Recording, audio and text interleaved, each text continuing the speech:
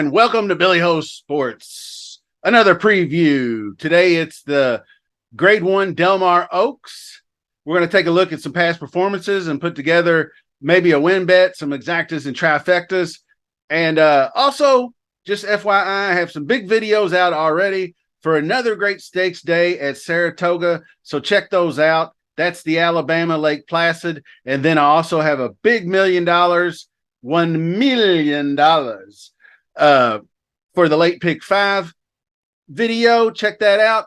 Preview video for the Phillip Island will be dropping shortly at Monmouth, as well as will leg 1 of the Canadian Triple Crown, which is the King's Plate. That'll be dropping today as well. So subscribe to the channel. Thank you so much for the support. Smash that like button, leave me a comment, and let's get started. Okay, Delmar Oaks is 1 1/8 miles on the turf. And this is 4 fillies, 3 years old. And we will start with the 1 horse and Tell Me No Lies, going off at 12-1, trained by Peter Miller, ridden by Antonio Frigiu.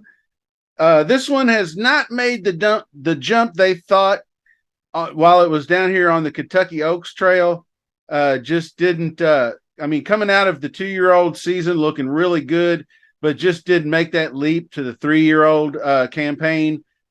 Started off okay, but really got washed out in the Kentucky Oaks, which can happen to just about anybody. It was a 45-1 long shot.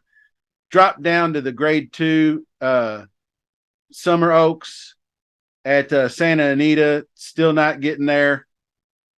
Did run third, but not really much of a threat in the San Clemente. So this one's a borderline, maybe has her closing style will be what gets her a check, whether it's a 4th place or a 3rd place. But that's about it for me on that one. Window Shopping, trained by Richard Mandela and ridden by Hector Barrios. And going from the dirt to turf record, not great for Mandela. So I don't really care too much for that knock. Did win the Summer Oaks out here in June, at Santa Anita, not Delmar, but Santa Anita Summer Oaks was a good win. So I'm not really sure why the move over to turf, because the first turf effort was a flop. So not sure what Mandela's doing there, but I'm going to pass. I'll have to see it. Infinite Diamond going off 12-1. Window Shopping 6-1, by the way, which I think is overvalued. Infinite Diamond 12-1, trained by Patrick Biancone, ridden by Mike Smith. And to me, the numbers just don't add up. Beaten by weaker. I mean, the last speed figure was okay, but that was an 80K optional claimer. Doesn't have the speed in Grade 2 events. Got killed in the Grade 1. So I just not there for me. Ruby Neal, I think is a decent one here. 6-1 morning line. Trained by Richard Mandela, ridden by Ed Maldonado, moving up in class after she wired the field in, I believe that's Delmar. Yes, I'm sorry. Delmar, optional claiming. So wired the field there in an 80K optional claimer. So that's more promising to me than this Infinite Diamond 80K race, obviously. So this is it. This is a move up in class, but working sharply, high percentage trainer. I don't mind this. The jock could probably be a little more solid, but that's I give this one. I'm keeping an eye on it. Let's put it that way, right? Now the next one, I've definitely got my eye on. This one is the closing beast. It's Anisette, 5-2, favorite morning line, trained by Leonard Powell, ridden by Umberto Rispoli. And both her local starts, she rallied powerfully from far back, went from last to first, 12 lengths back to win in the U.S. debut here, right here. And then goes into then just jumps right into the Grade 2 San Clemente and comes back from way back of the pack in that one as well to win by 2.5. So that's just the best style of turf you can do. Distance doesn't seem to be a matter because this one closes hard. So the added distance is just going to give her even more room to roam all over this field. So that's my just If you want to call it best bet of the day, probably of all the ones I've done, I feel pretty confident about this one, especially when you look at the prime power from first to second. It's a 10-point difference. And you know, that's significant to me. Impact Warrior is, see, that's 14 points basically. And people are talking about Impact Warrior like it's a real threat to win this race. 4-1 morning line. Philip D'Amato trains, ridden by Kent DeSormo. So second best in her U.S. debut at 40K at Delmar. So just got the one under her belt, but got DeSormo coming back. And I think they like this horse because of that. Definitely got some good back class in overseas in Ireland. So I like this horse as well. I think it could be a good, definitely good challenge.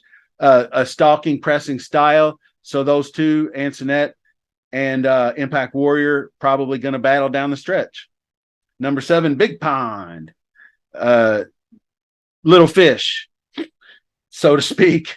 8-1 morning line, trained by Tim Yuckteen, as I call him, and ridden by Ramon Vasquez.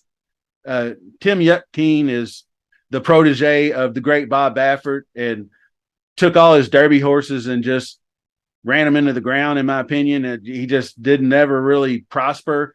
More of a quarter horse guy, I guess. I don't know. That's where he made his bones. But anyway, this horse does have some good Ramon Vasquez riding. Does have some good things, undefeated in 2 career starts. So it's not like it's a dog or anything. It's just not going to make my betting card. Absolutely zero chance this one makes the card either. Now trying grass, that's always good. Second off the layoff, always good. Doug O'Neill, good trainer. Mario Gutierrez, I believe absolutely zero is 50-1 morning line. That's a big pass for me. This one was the next contender, I think, was Be Your Best. And it's trained by Horatio De Paz, ridden by Juan Hernandez. Was out quickly on the lead the whole way on the slow fractions. But once the field, and I keep bringing up this Belmont Oaks because it keeps showing up in the past performances. But 50, 116, 141, that's just slow. And this horse was, and I watched the race again, and she was out the whole way, turning for home right next to the lead, and then got swallowed by the rest of the field in that race. Now, that's just not being fast enough because everybody was conserving energy, ready for the big run. And when the big run came, she wasn't there. So I don't think Juan Hernandez is going to get her there again. Now, De Paz is 18% third off layoff, which is pretty good, and does have some fairly strong turf numbers, but I'm not going to be playing that one. Paris Secret is the number 10 horse, 15-1. This is Philip D'Amato, ridden by Joe Bravo. And I just don't think with the closing style, she has the speed to get there. I think there's too many other closers involved. So I'm going to pass on that one. And we are finally going to get over to the betting board here. And the 2 horses that I was most in on, like I said, was the 5 and the 6. I'm bigger on the 5, so I don't mind singling Antoinette and then doing both these types of exactas. Take a single for $6 or for, say, double up, make it a $2 bet, or do both. And I'm also thinking trifecta. So 5-6 over, probably you could do 5-6, 5-6, and then let's just show you. That's better off, right? 5-6, 5-6, 5-6, and then the 1-4.